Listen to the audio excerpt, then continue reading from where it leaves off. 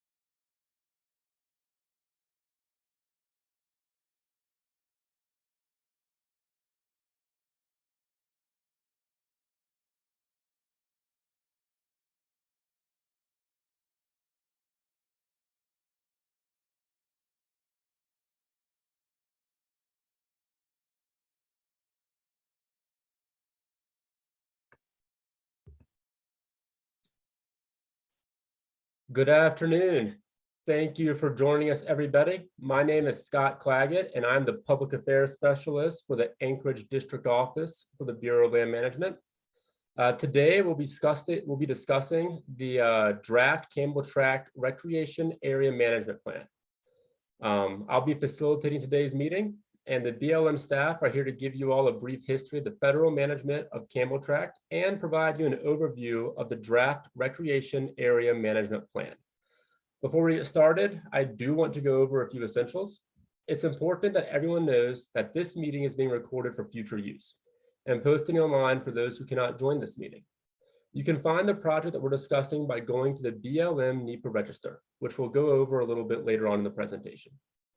At the end of the presentation, we're going to go over a Q&A section. And I encourage everyone to submit their questions to the Q&A box so that we can answer them as we go. Also, well, as we do the Q&A section. Also, you can raise your hand during the Q&A section, and I will call upon you as I see your hands raised, and we'll answer it accordingly. If you are calling in via phone, I'd like to remind you that you can raise your hand by pressing *9, and you can also toggle mute and unmute by pressing *6. This is also something that will be shown later on in the slideshow when we go over Q&A. Thank you for being involved in your public lands management, and thank you for attending this meeting this afternoon.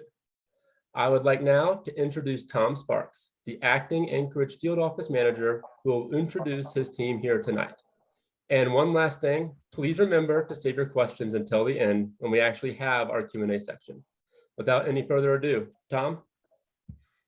Good afternoon. It's a real pleasure to be here this afternoon. Just wanted to give you a little background about myself. Again, my name is Tom Sparks. I'm the Associate Field Manager for the Anchorage office, and I am stationed in Nome, and I'm currently acting as the Field Manager until June.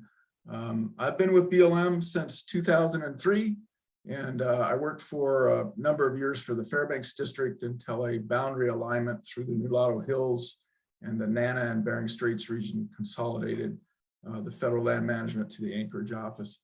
Again, we're here today to talk about the Camel Tract Environmental Assessment and Draft Recreational Area Management Plan. We have 7 different proposed actions within that plan, and we'd like to present those and answer questions about the BLM process and how you can comment on the plan. We'd like to introduce staff that has been involved in this project. We have Scott Justum, who's our outdoor recreation planner for the Anchorage Field Office. We have Stolf Short, who is also another outdoor recreation planner for the Anchorage Field Office. Georgina Behringer, who is our planning and environmental coordinator for the Anchorage District Office. And we have Scott Claggett, who again is our public affairs specialist that will introduce you to the meeting.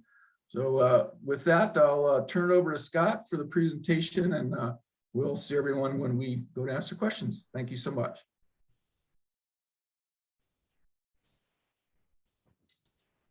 Thanks, Tom. Go to the next slide still. Okay, so here we are. So we're here to talk about our plan, but how we do that is a NEPA process. So we're required to go through follow the National Environmental Policy Act for the review and inclusion of the public in this process of managing your public lands. So this is kind of a quick layout of the process.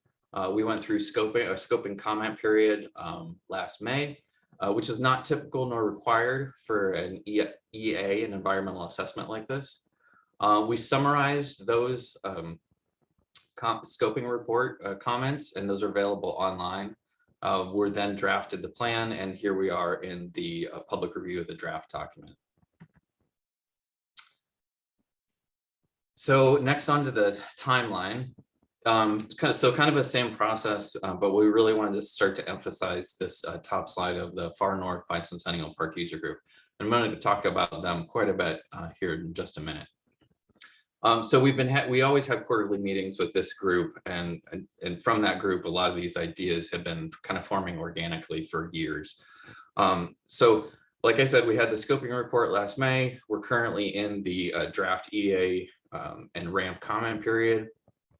From there, we'll take any comments we get during our 30-day comment period. We'll review those, and we'll summarize those, and then go on to the final ramp in EA, and then go into the implementation process. Hopefully the fun part. Okay, so a little bit going back to this group and why it's important. This group was originally set up in the 80s during the last planning effort that both the BLM and the MOA was kind of jointly working on. So who are the people that make up this group? Some of them are, specifically represent user groups. That's their role in that group. And some of those user groups are the Alaska Sled Dog Racing Association, which has been around Anchorage for probably well over 50 years. The Arctic Orienteering Club, Single Track Advocates is represented in that group. There's equestrian users, there's running groups. We have the Nordic Ski Association of Anchorage represented there. So lots of user groups. And then we also have kind of a subset that are just local users. They kind of like to report back to their community council meetings. So we really have a broad breadth of users and interest in that group. And like I said, the history goes way back. It's continued. We have quarterly meetings with this group. And that's really really important for the partnership and relationship that BLM has with the MOA and how we share resources. Sometimes it's loaning of equipment. BLM's been, lucky enough to use the MOA's Youth Employment and Parks program the last couple of years for trail work. MOA has been able to attain federal highway dollars through the Federal Land Access Program, the FLAP grant, because their proximity to federal land. So this relationship is great for the land. It's great for the financial interests and resources that get put into the land. And it's really important for the collaborative management, really for the broader audience being you, the recreational user. So we're trying to create this seamless management idea on this landscape. And lastly, shared institutional knowledge. This is really important because nothing's new under the sun, and you can always learn a lot from, these people that have maybe gone through growing pains in the past. And I'm going to specifically mention that shared institutional knowledge later. So we had our public scoping last year. You may have heard of this thing called summer, kind of delayed us with field work and everything else going on.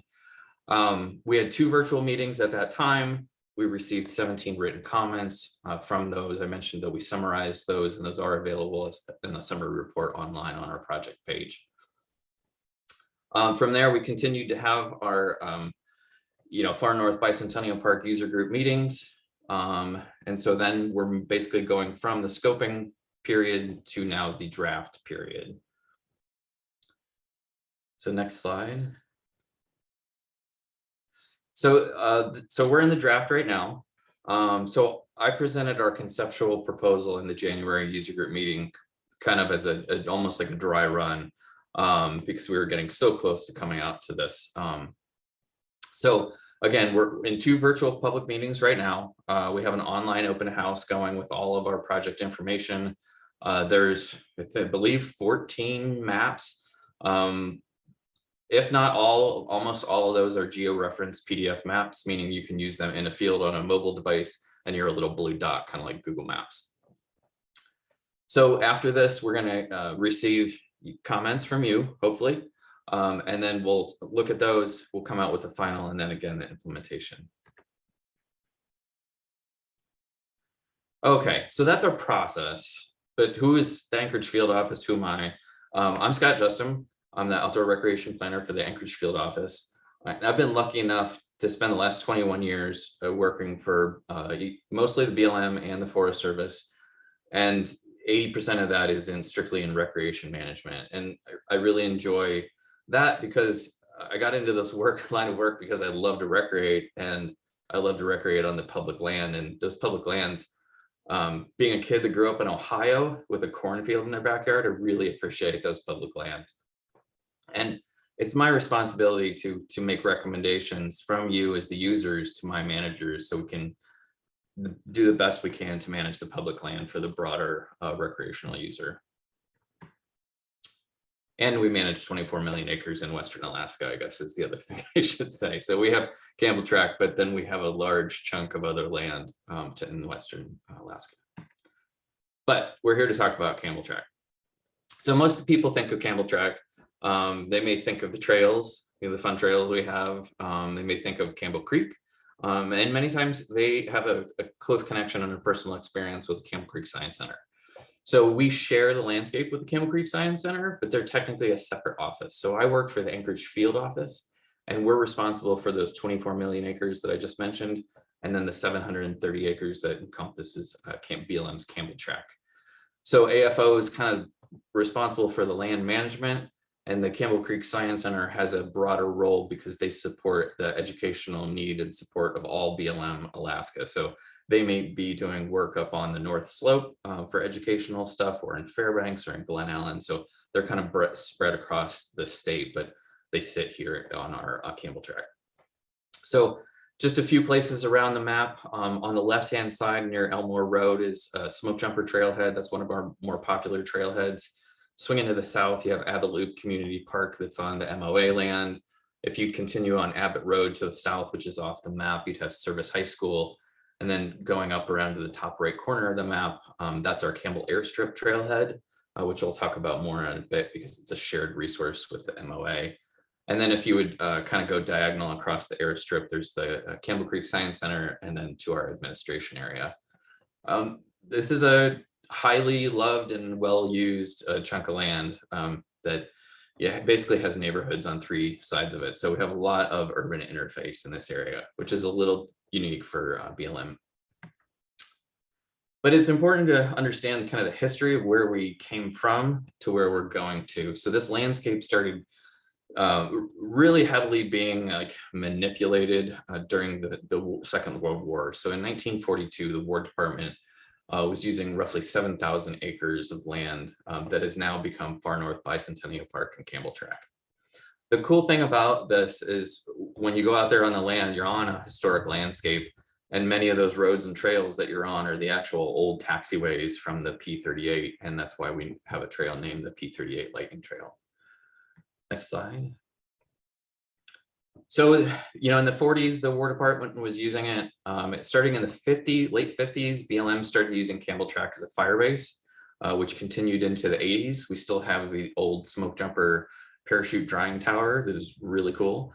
So in 71, the BLM assumed control over the whole area of 5,000 acres. A couple thousand had already been previously given away.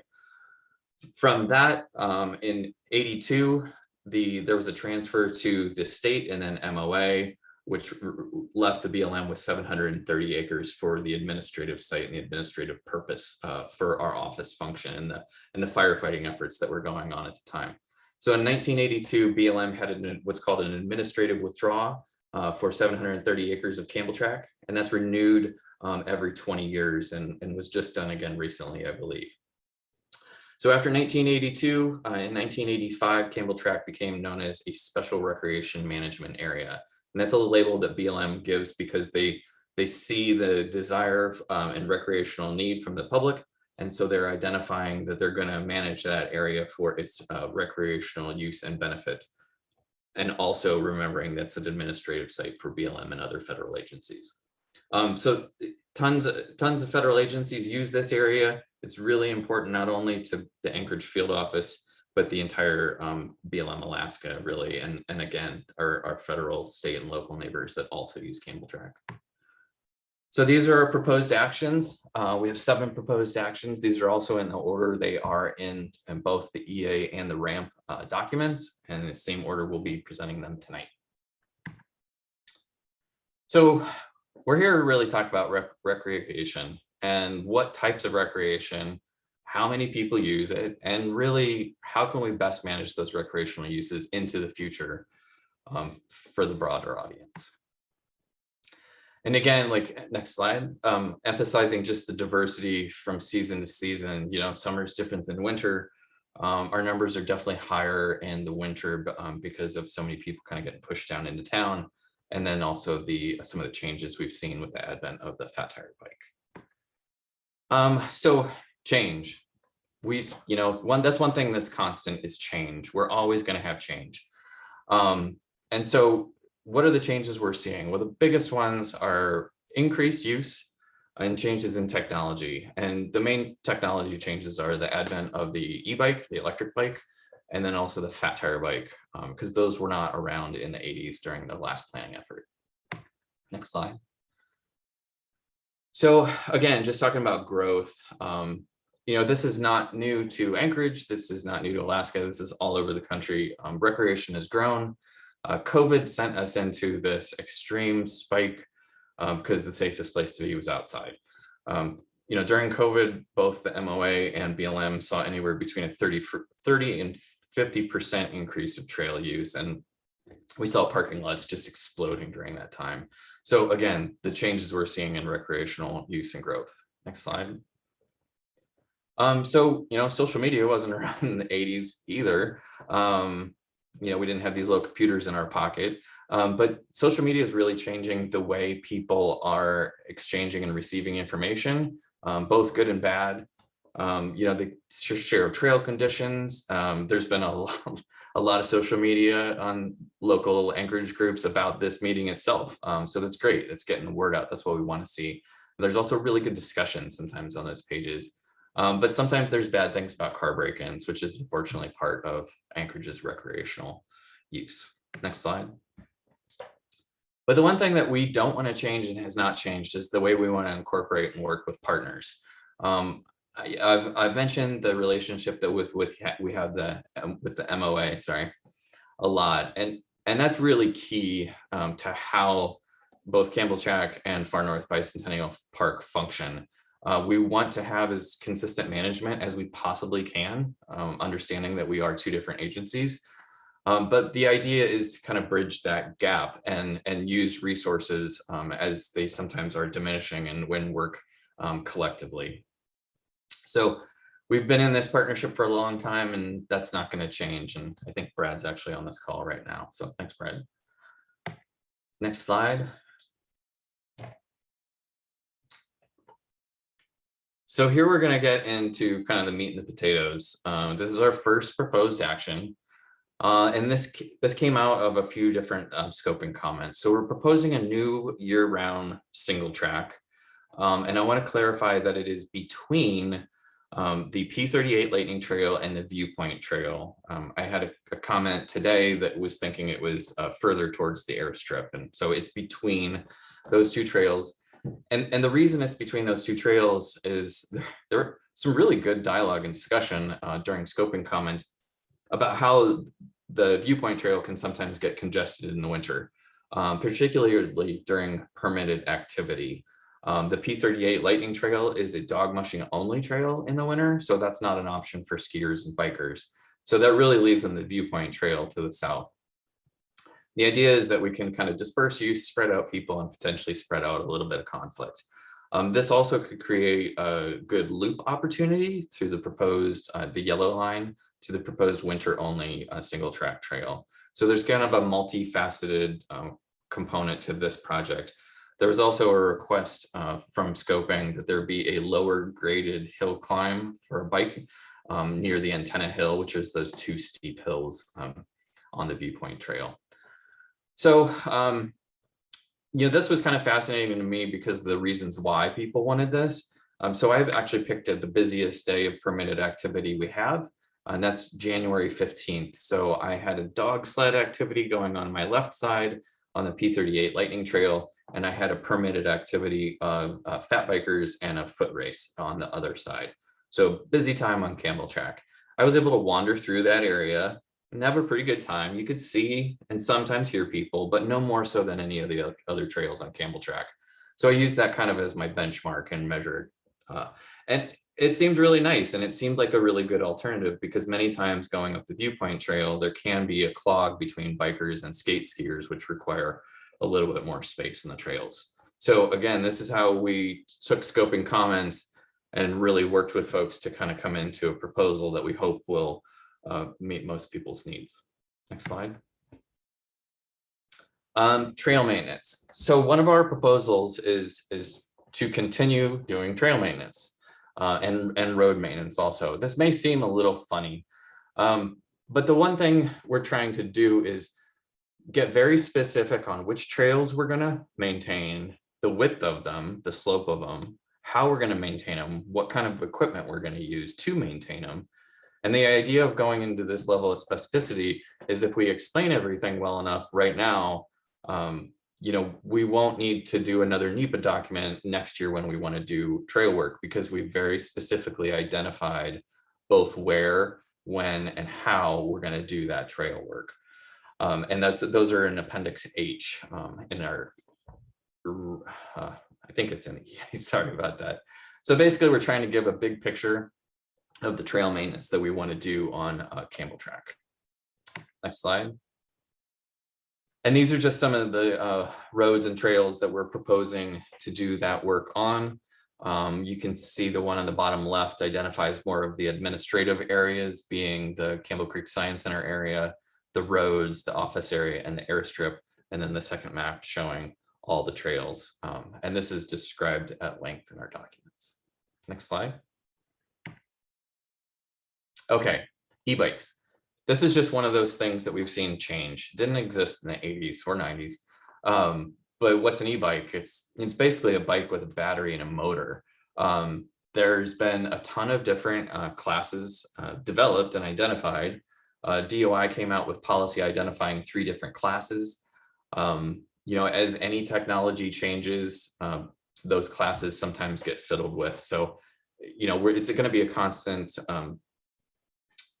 evolving technology is, I guess, the best way to change it. But the best way to put this is probably the single most policy change that happened with BLM that really made us go into a new planning effort, because basically our rules changed. So we had to go present a plan and explain how these rules changed and what we're going to do about it.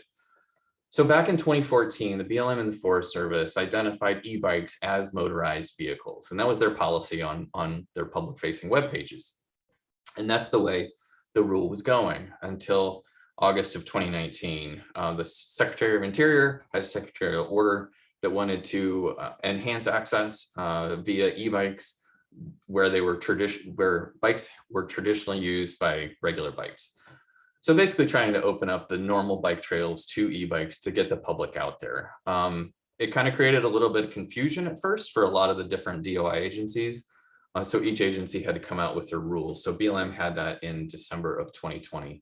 And basically that rule said that each local lane manager had to decide through a written NEPA document, like the one we're doing in this process, and to decide whether or not to allow e-bikes, and also to decide which class of e-bikes. So our proposal is to allow e-bikes, but it's pedal assist only, meaning that there's going to be no full throttle bikes, no electric dirt bikes, and also no one-wheeled skateboards, which we've been seeing more of on Camel Track, actually. Next slide. Okay, so the winter only single tracks. This has been an issue that's been growing since I came here in 2018, and it seems to be growing every year. We struggled for a while what to call these trails. We didn't want to call them fat bike trails, even though that's the predominant user group. So we landed on winter only single track trails. And the reason we ended up with that name is we had a lot of people that enjoy walking them, running them, like this fast guy in cool sunglasses. And a lot of positive comments came from not only the fat biking community that use these trails. So we had to come up with a name, and we had to kind of really start brainstorming, like, what are the issues and what are coming up? And these are some of the issues and conversations we've been having the last couple of years in that user group meeting. So it's good to have those conversations with the public. Next slide. So these are some of the trails that both go on and off BLM land. And also to make a note, the blue dot trail is the upper left-hand yellow trail. That's also a year-round trail, I believe, on the MOA. But again, this is trying to represent the limited amount of trails that we do have on BLM. It's not a ton of mileage. Right now, we're proposing a management framework of these winter-only trails. We've identified a 30-foot corridor that this trail might meander through from season to season, being the nature of them over snow. If we had to classify this in like a travel management terms, it would be considered over snow cross-country travel. We put in that 30-foot corridor to give a little bit of management flexibility, also for like trees falling down. There's been really good conversation on the Anchorage Fat Bike page, specifically about this issue. And really, we're hoping that this can start to be a broader conversation across far north and the Anchorage Bowl, because this issue isn't going away. It's growing, and rather than it be unmanaged, we think it would potentially be good to all come to the table and figure out how can we identify these routes and corridors where they won't impact other users for safety concerns, being the sled dog trails. That's one thing I've been really encouraged to see the last 2 winters, really seeing the Alaska Sled Dog Racing Association, or ASDRA, working directly with STA, single track advocates, to try to reroute some of these trails so they don't create conflict. The idea is to avoid conflict.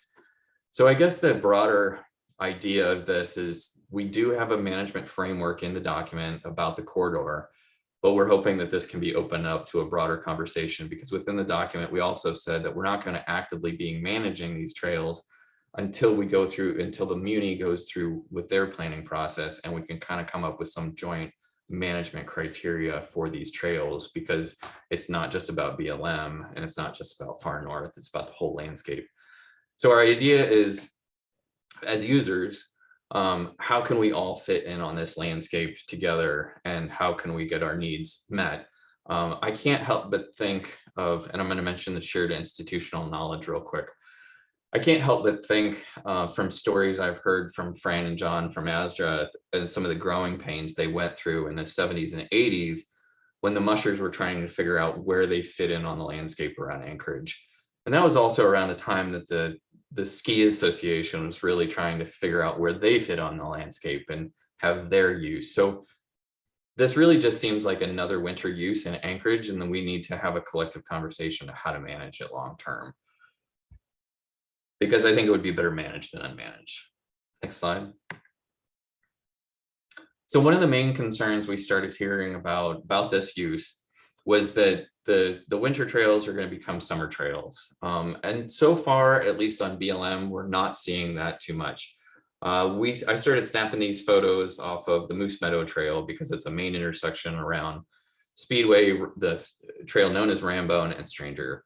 And so far, we're not seeing the summer use. We even had motion cameras up from one of those last slides, and we didn't see use then. We're also hoping through this, framework idea, you can actually route these trails through marshy, swampy areas intentionally, because then they won't become summer trails. So that's kind of our idea of the trail system, the winter-only single-track trail system.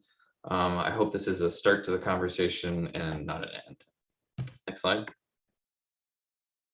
So hazard trees. Spruce bark beetle. We unfortunately have a problem. I just had a few snap off in my yard recently. So more trees are falling, and we have to go out there more and more and cut them. And last summer, they actually started falling on our government facility. Stolf and myself and another coworker went out and had to kind of do some emergency work because they were falling on, structures. So the idea is to take a more of a holistic look of the whole landscape. And the idea in the proposal is that we're going to specifically identify and mark trees that have the potential to fall on a road, trail, or building. So if it's within 100 feet of the road and it has an obvious lean and has the potential to hit those features, it's going to be identified to be removed. If it's leaning the opposite direction, it's not going to be removed. It'll be retained for a wildlife tree. So we're going to kind of systematically go through the area, and it's also going to be in a phased approach. We don't want to do this all at once because we don't want to displace users. When this idea was originally formed, I was concerned of the timing for vegetation damage and also the timing for basically to displace public land users, you folks, the recreationalists. So we were thinking in the late fall, early winter would be the best time because the ground's frozen, and then hopefully prior to the good snow ski season. There's a lot of discretion written into this because basically we have a prescription that certain criteria needs to be met. We had December a couple of years ago where it rained like 4 times. We're not going to do the project then because the ground's saturated with water. So we need a little wiggle room as far as timing to make sure it's right. And then there's also, again, Appendix H gives very clear criteria of how those projects will be worked and how the public will be notified. This is an existing fuel break. If you've ever ridden the Speedway Trail on the south side or just south of the Science Center, kind of along the Viewpoint Trail, there's some nice open birch stands. Those are pre-existing fuel breaks that were developed decades ago. And this proposal is to basically maintain those. And that maintenance would be removal of spruce trees, conifers that pop up. And there's even, I think, a section in there talking about working with the MOA and using those trees for transplanting in other locations for revegetation purposes. So trying to maintain the fuel break, but also have a positive benefit to what happens with those plants. Next slide. So this is something that has been talked about for years. Since I've been here, my boss talked about it for years. And come to find out, there's been planning documents for years about this. This is the Campbell Airstrip Trailhead, 1.1 miles down Campbell Airstrip Road, so northeast corner of BLM land. This came up in the 80s plan in public comments. It was identified as a need in the 80s. In the 90s, they came up with some plans. In 2011, the MOA came up with a plan to expand it. So we've heard a lot of people talk about expanding it. Usually my phone rings about every year at this time because of the quality of that parking area, although it hasn't happened yet this year. Next slide. So we put in a funding request to the Great American Outdoor Act. And I mention this because there was a comment about this parking lot costing a lot of money. And this parking lot took a little time to dig into because of the land boundaries and the way it's shared with the municipality of Anchorage. Both the entrance and exit roads are on MOA land, and BLM has a right-of-way from 1975 from the Army for that interest or access to public land. So that actually dictated where the parking lot goes. It has to go 100% on BLM land, and we only have that entrance and exit road to work with as far as our legal right-of-way. I mentioned funding because it's not going to get paid for by muni taxes. It's not going to get paid for by state of Alaska taxes. And it's not even going to get paid for from your federal income tax dollars. The Great American Outdoor Act is a separate pool of money that was identified for deferred maintenance for federal public lands, most of which is on National Park Service land. But BLM is getting a large chunk of these monies for they're becoming available to put in for. So we have a funding request. We do not have funding yet, but this is our draft of what we're proposing right now. And this is not final. This is going to have to actually go through another process because we don't have final engineering drawings right now. So the conceptual idea is to make this parking lot safer, both with a pavement and stripes, sidewalks, lighting, motion sensitive, downward directional, safe, non-light polluting lights, and also security cameras, because we did mention about trailhead crime, and visitor safety is a big chunk of this document within the ramp. And this is one of the reasons this was developed, both out of historic planning documents and also scope and comments that had an interest in seeing this parking lot improved. Next slide. Permits. So one thing you may know about Campbell Track is there's a lot of different ways to get into it. We're not proposing a fee or really changing anything of those rules like that. It's open to the public and it's public land. The one management control we do have is how many commercial permits we authorize. And we're sensitive to that because Camel Track is well loved and well used by many. And the goal is to not displace the casual recreational user on their weekend, their lunch break, something like that, with a ton of permitted activity. These permits by nature are discretionary, and they're discretionary at the field manager level. So the field manager can decide if there's a public health and safety concern, that a permit is not going to be authorized, basically for the preservation of the public's experience. So, we don't want the Tour of Anchorage race, we wouldn't allow another race on the same date and time. So really, it's not putting hard and fast numbers on the permitted activities. It really creates a management framework and checklist, hopefully for future managers to go through, so they won't displace those the general casual users. And that's about all I have. I'm looking forward to questions. Now's the time to really ask questions. We're here to talk to you about these proposals. We have more maps, and I always love getting into details on maps. So please ask away. But for now, I'm going to turn it back over to Gina. Thanks, everybody.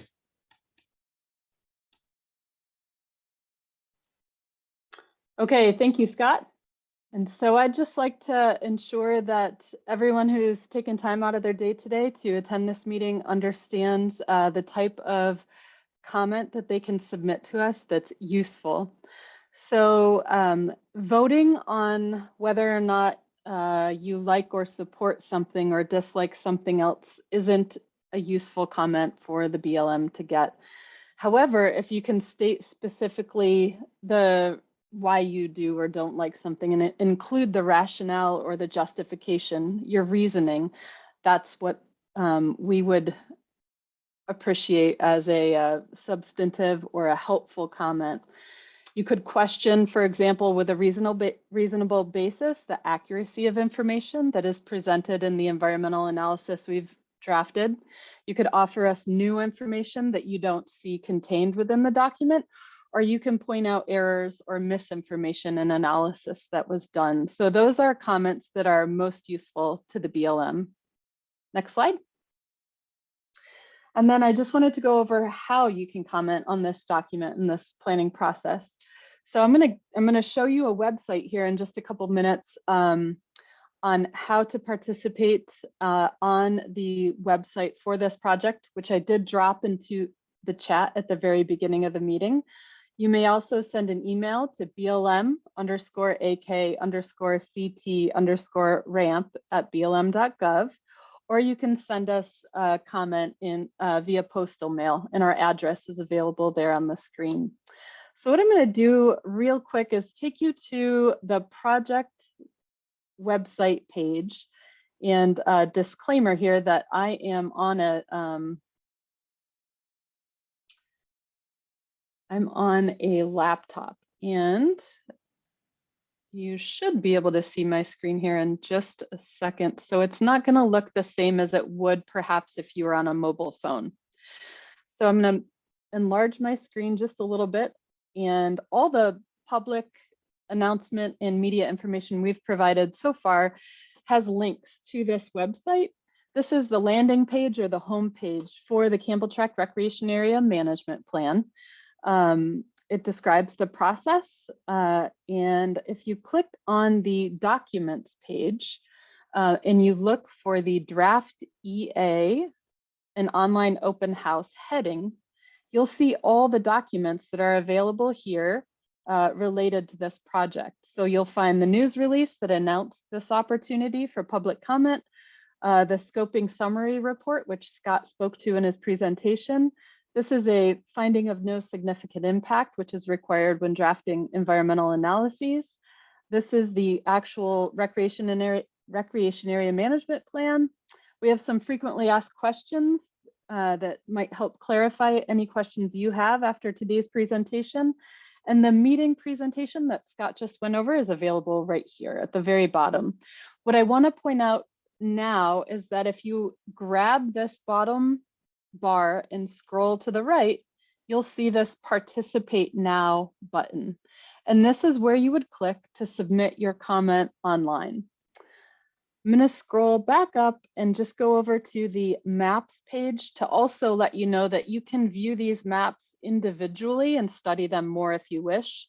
These are the maps that are referenced by number in the document. So you have maps number 1 through 14, and they're over here if you click to the left on the maps page.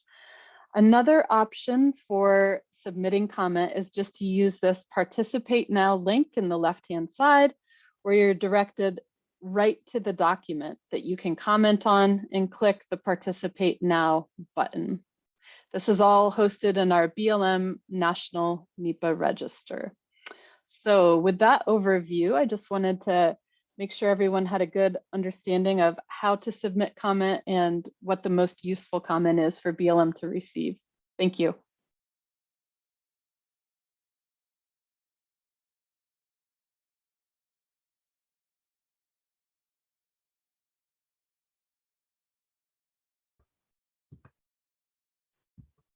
All right.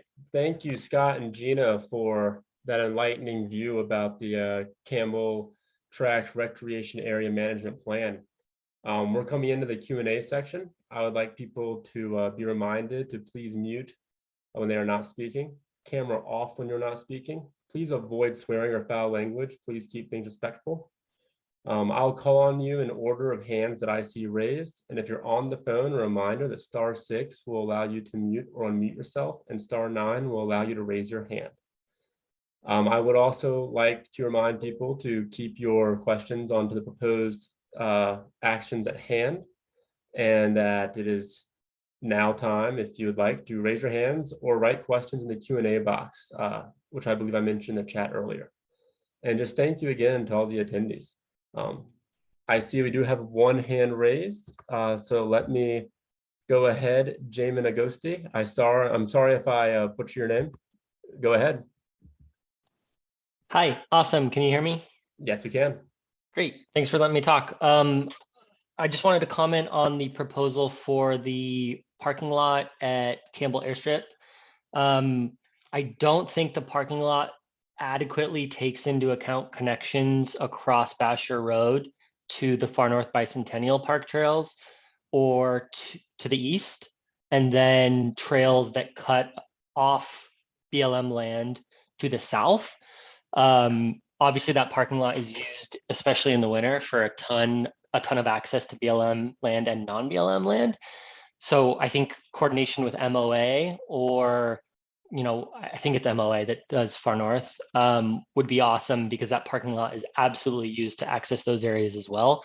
So to the extent that it's being built and planned for that whole area, and it will be used for that whole area, I think that would be a huge benefit to everyone.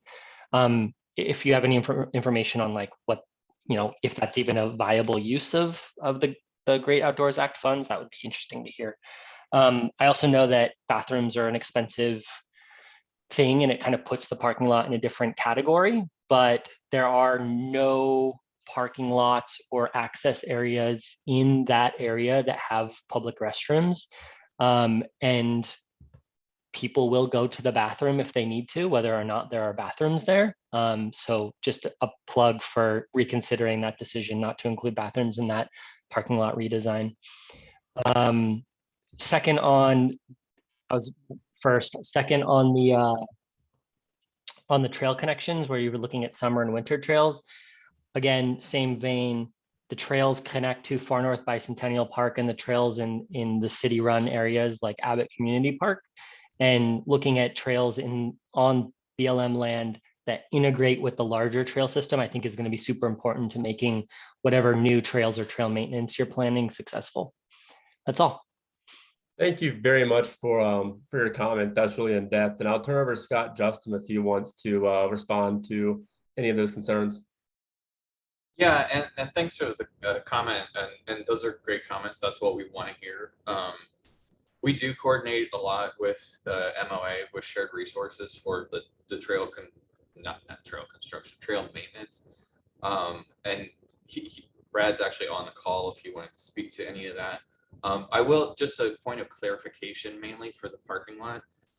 The reason I showed those maps, and hopefully they identified the boundaries, and I mentioned the 1975 right of way, is that really limits what BLM is allowed to do with those federal dollars, being that it, maybe the other slide might show it a little better. So that kind of shaded out on the top and right-hand side, that's MOA land. And the next slide identifies all the parking infrastructure on BLM land. And that's specifically because of that 1975 legal right-of-way, but I was really glad we had one because that's kind of key for this project. And you're right, it does go across the street, and you know, I think that's going to be something for future conversation with MOA development on how they might be able to tie in and incorporate that parking lot with the trail system that you said we're going across the street to the north or to the right of the map we see now, out basically the exit road of that trail. Yeah, Scott, as you know, on that map we're looking at, there's, you know, bikers will bike up that top leg across the road, and there's that, you know, relatively fast speed road, and bikers come across there to act in the winter to access far north. And then further down the road to what I think is the south, there's another trail crossing across the road. So again, totally understand your limitations. It's super clear here, the BLM land, you know, doesn't even cover the exit entrance roads to Basher or to Campbell Airstrip Road. But you know, what, to the extent that MOA is able to integrate with whatever work's going on, I think it would be awesome for people who use this in the winter. Yeah, and one final thing, just again, I always feel like more information is better about these because it can sometimes clear up questions or concerns. When we were even spitballing this idea a while ago, I was talking with Brad from the Muni, and I mentioned flap grants earlier, and he's been successful at getting those. They take some time, but they are worth it, because the idea is that this is going to make the Anchorage recreational community experience better long-term. It may take a really long time, but you know, I'm hoping that these infrastructures meet the needs of the public in the future after I'm retired. But what specifically with this parking lot, a conversation I had with Brad, because of those shared resources again, I knew that BLM could jump onto this project, and it had a sound idea for improving access, safe access to public land. And so in that conversation with Brad, he was going to go after federal dollars potentially, and I don't know what the status of this is, for North and South Bivvy. And so the idea is that, you know, we have that collective conversation, and it's just Brad and I talking over the phone. And I'm like, okay, I'll go for this one, you go for that one, and maybe, you know, 10 years down the road, we might have more bathrooms, or we might have better parking lots. And quickly on bathrooms, it's a touchy subject, both for expense but maintenance. But my more concern is vandalism, and then possibly increasing homeless camps. We've seen that around town.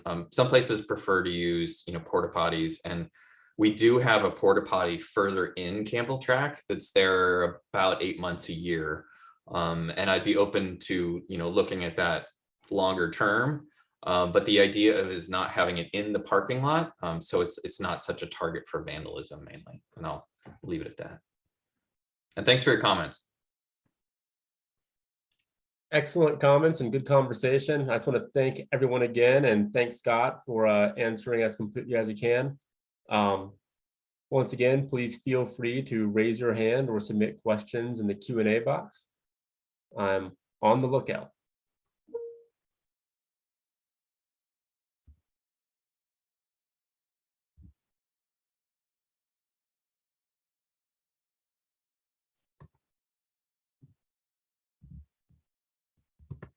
All right, I see that we do have a question submitted, and I also see that Brad has his hand raised. I'm going to go ahead and unmute Brad so that he can address, and then we'll move to the written Q&A. Brad, all yours. All right, can you hear me? Yes, sir. All right, I just very briefly wanted to touch upon the two questions and what Scott was just talking about, the Muni, the FLAP grant, and just a very small portion of our plans, because this is about BLM Campbell Tract. But I do just want to say the Far North Bicentennial Park, we went through a trail improvement plan that came out in 2011, and we're going to be going through another planning. We're going to go through a whole nother master plan for the park in the next few years, because it hasn't been that long, although obviously some uses have changed, including the fat tire bikes and some of these winter trails, but as well as just an increase of use. So just to put that on the horizon. And then to update you on the FLAP grants, the Federal Land Access Program grants that Scott was referring to. We have in the last handful of years received two. We just received one this past year and another one years ago, although we haven't, the construction, even for the one we received in 2018, has not happened yet. That will be in the summer of 2023. And those are bridges on the Tour of Anchorage Trail, also known as Old Rondi.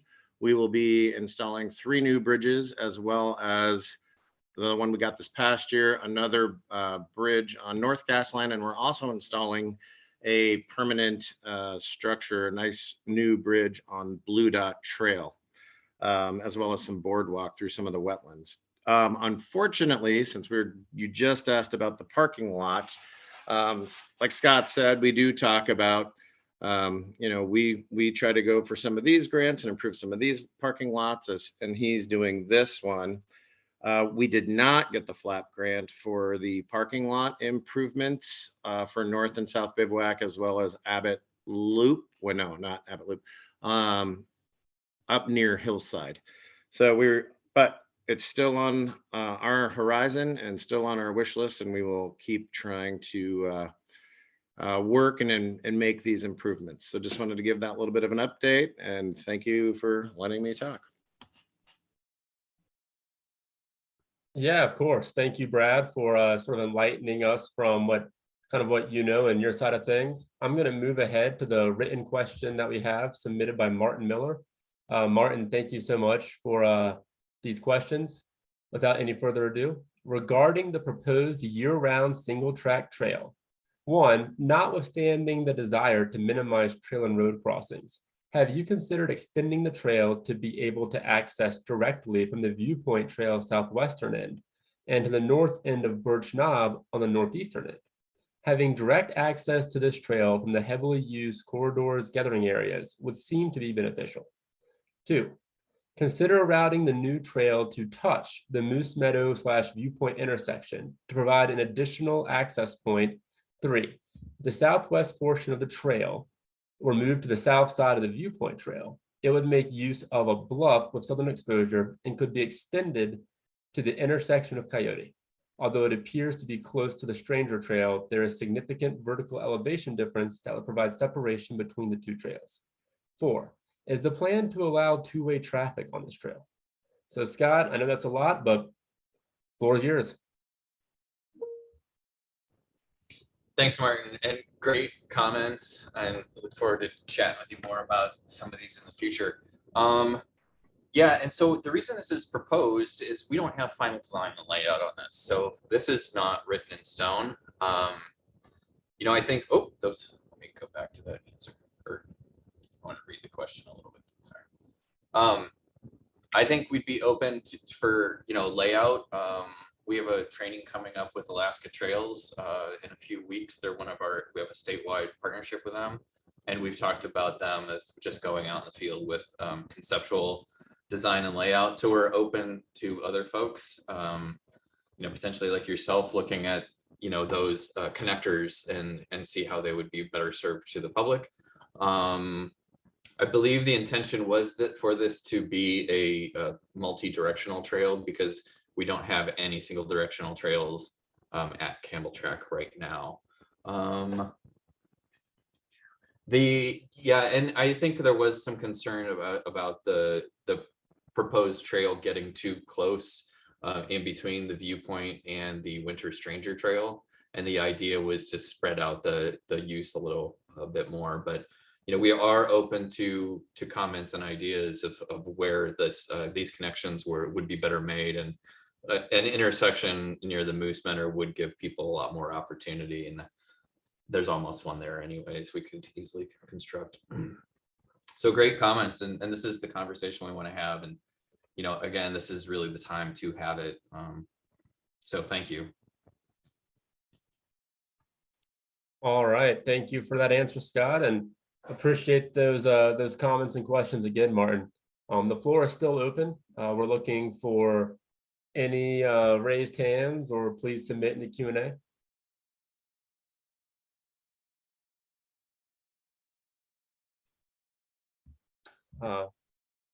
Gina has explained something further and directed where you can read more about the proposed action, Martin, in the chat section, in the chat box.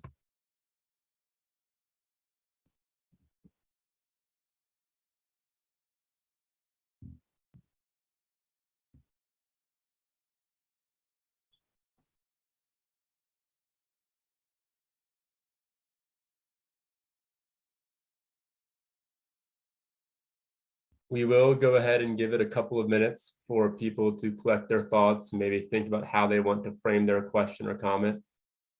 So no pressure, no rush.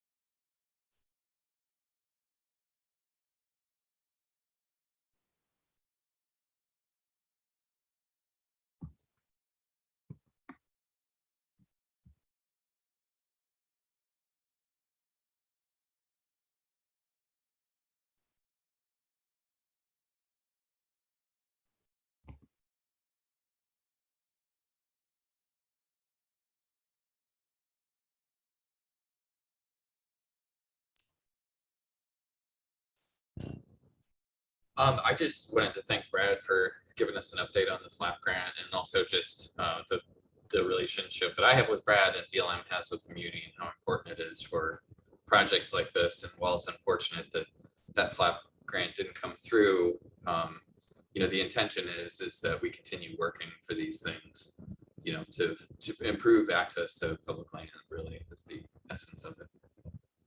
But now's the time for questions. We love talking about recreation.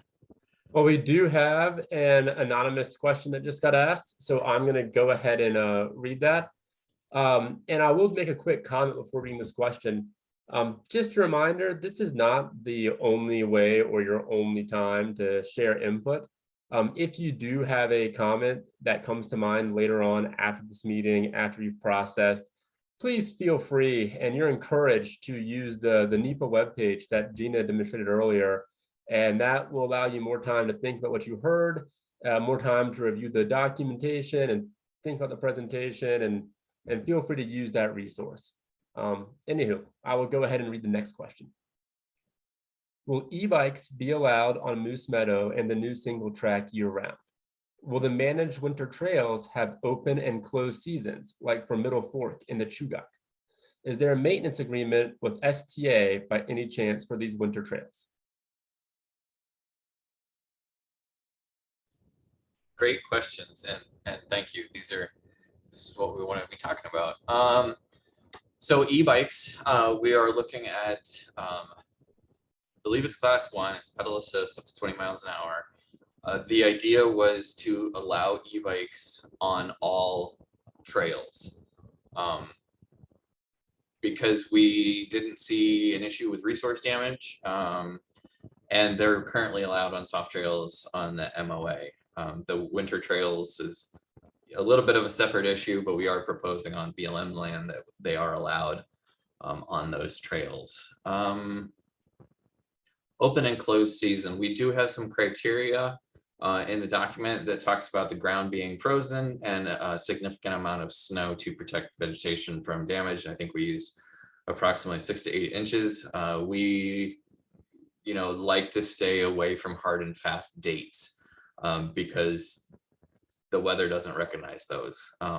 So we've kind of stayed away from the dates and made it more condition dependent. And we do have a section in there that talks about monitoring of those trails and what will we do if things basically are falling out of our management prescription per se. We'll try, education first, possibly more signing, and then possibly even go to a further level of enforcement. And currently we don't have an agreement with STA. We have talked about that.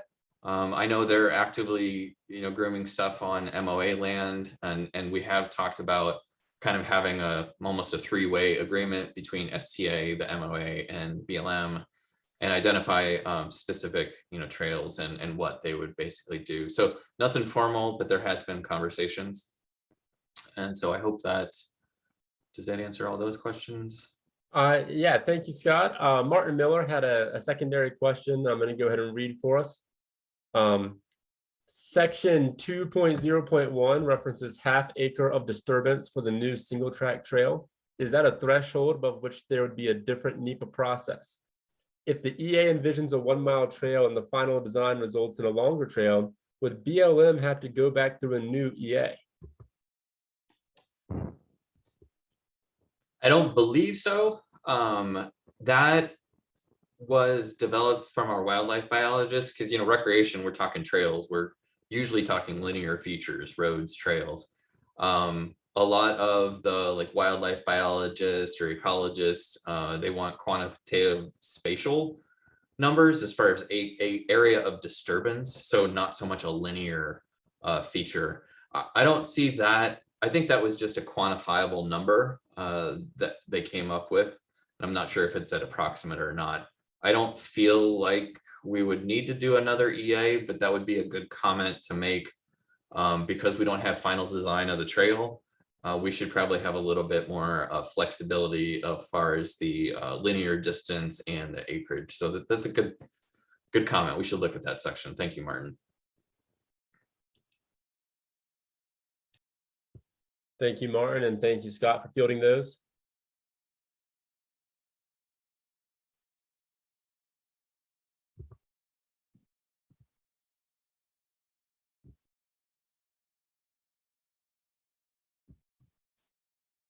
I see that Gina has her hand up. Go ahead, Gina.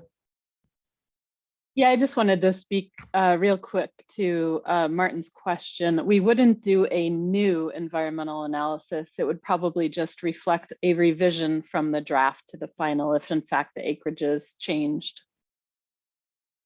Thank you for that clarifying comment. Really appreciate it. One more super clarifying comment is because we don't have the final design for that trail or the exact engineering drawings for the parking lot, there will be another subsequent document. We're hoping that it's going to be extremely short in comparison to this very lengthy document. And a lot of the idea was to kind of set the stage for those projects in this document and then get into some super nitty-gritty details with the final design and layout of those two features. So hopefully that helps. Thanks, everybody. We have another question. This isn't quite related, but can BLM use donations to the Friends of Campbell Creek Science Center for trail maintenance? So the Science Center is a separate office and group that I'm not an employee of. That group was specifically designed and set up for the Science Center, and they do have their own kind of internal trail system around the Science Center campus area, whereas we're kind of responsible for the greater trail system at Campbell Track. So I don't think it would be appropriate, and I don't think the manager would want to use those funds. I wouldn't want to use them We do have some external funding sources that we have looked at and we can tap into for future trail maintenance. So not those funds, but we do have other funds. We do have a pretty small budget this year, but there are other funding sources to not tap into the Science Center's one. But thanks for the question. Thank you very much for the question. We appreciate that answer, Scott. And yeah, we share land and we sort of in each other's backyards, but two different entities there.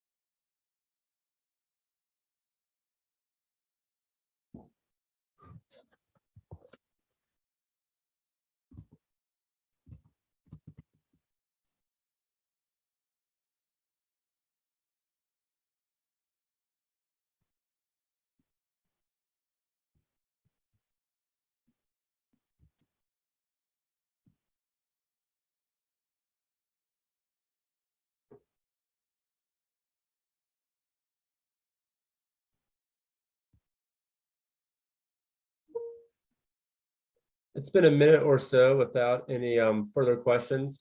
I will say that in order to give people time to sort of still submit questions, we will wait for a few more minutes. Right now I have